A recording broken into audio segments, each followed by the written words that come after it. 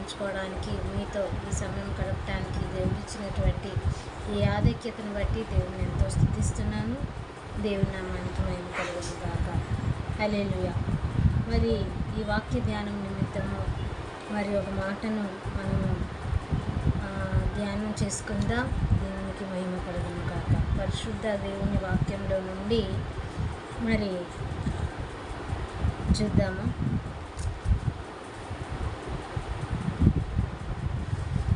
దేవుని నామానికి మహిమ కలుగును గాక.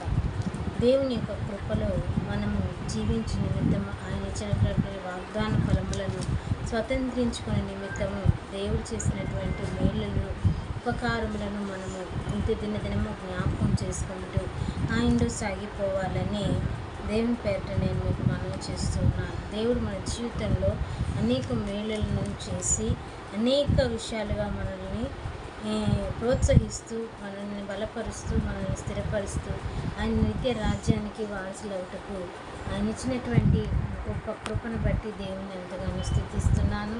ఈ దినమున దేవుని వాక్యాన్ని పంచుకోవడానికి దేవుడు ఎంతో కృపను చూపించాడు. దేవునికి స్తోత్రం కలుగును కాక. చూడండి, 125వ దావీదు కీర్తనలో ఒక మాటను మనం జ్ఞాపకం చేసుకుందాం. హల్లెలూయా. యెహోవా మంచి వారికి మేలు చేయను. 125వ దావీదు కీర్తన 4వ వచనాన్ని జ్ఞాపకం చేసుకుందాం. యెహోవా మంచి వారికి మేలు చేస్తాడు. మేలు ఎంతో ప్రాముఖ్యమైనది. మన జీవితాల్లో మేలులను అనుభవించట కాదు, కానీ దేవుని యందు మనము నివసించుటే గొప్ప మేలు. దేవుని నామానికి స్తోత్రం. ఈ మేలు మన జీవితాల్లో ఎంతో ప్రాముఖ్యత చెందింది. కొంతమంది ప్రార్థన చేస్తారు, మేలు కలగాలని ప్రార్థన చేస్తూ ఉంటారు.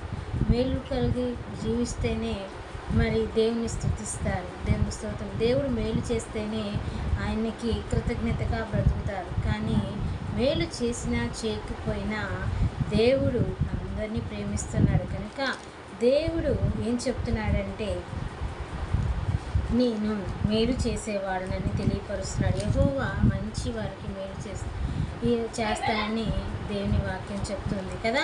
ఈ మేలు మరి అన్ని విషయాల్లో కూడా మనకి ప్రాముఖ్యత చెందింది. దేవుని నామానికి స్తోత్రం. మనకి మేలు చేయాలంటే మనం మంచివారము అవ్వాలి దేవుని ప్రియులారా. కాబట్టి మనం మంచివారుగా ఉండాలి అంటే ఏం చేయాలి?